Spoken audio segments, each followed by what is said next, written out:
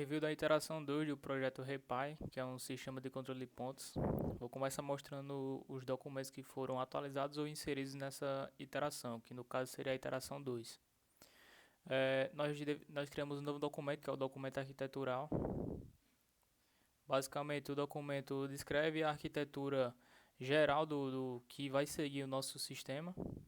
É só um documento mais de especificação da arquitetural.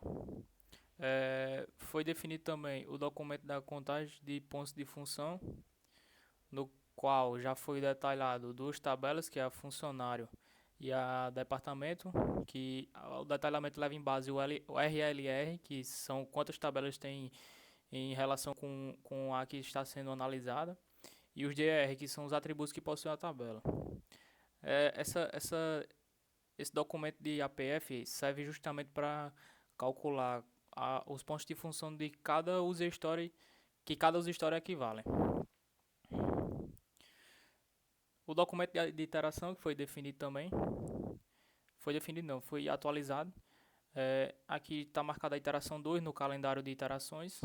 No caso, uma descrição aqui do que foi implementado nessa iteração, que seria a atualização do documento de visão, documento dos story, criação do documento de arquitetura, que eu já acabei de falar sobre, criação do termo de abertura de projeto, criação do documento de tamanho funcional e implementação das duas user stories, que vou falar após terminar essa parte de documentos. E vou mostrar uma user story também implementada, funcionando.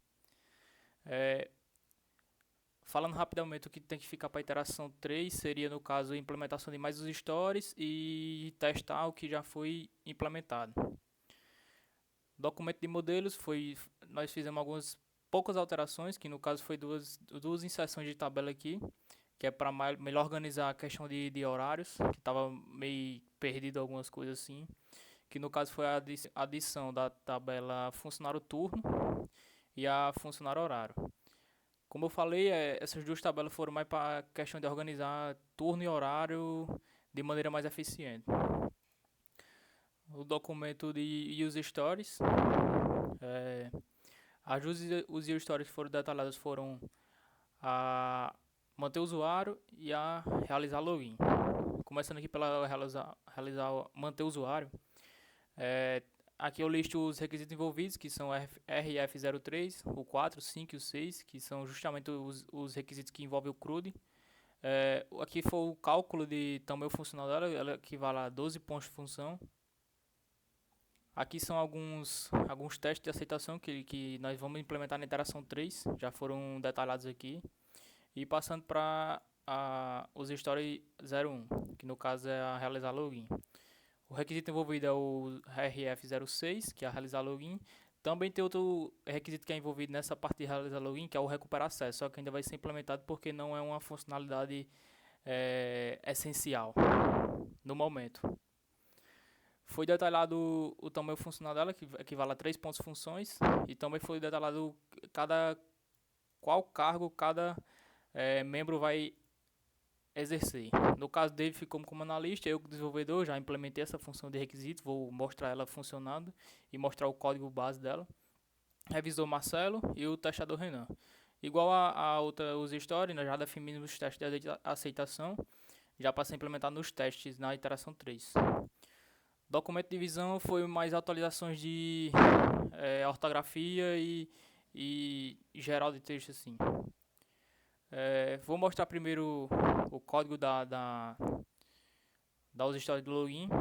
Basicamente é uma view, nós estamos implementando em Django. É uma view que ela vai receber uma requisição do servidor, do lado do cliente. Ela verifica se o método é um post. Se sim, ela vai pegar todos os dados que estão sendo passados no body e vai desestruturar. Eu vou obter o username que está aqui guardado em data e vou obter o password. Eu chamo a função do próprio Django, que é Authenticate.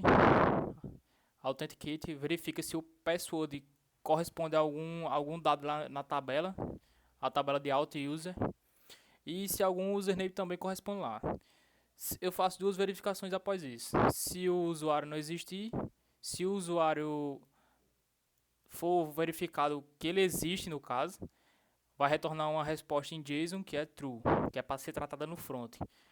Questão de redirecionamento, validação, essas questões que ainda vão ser implementadas também.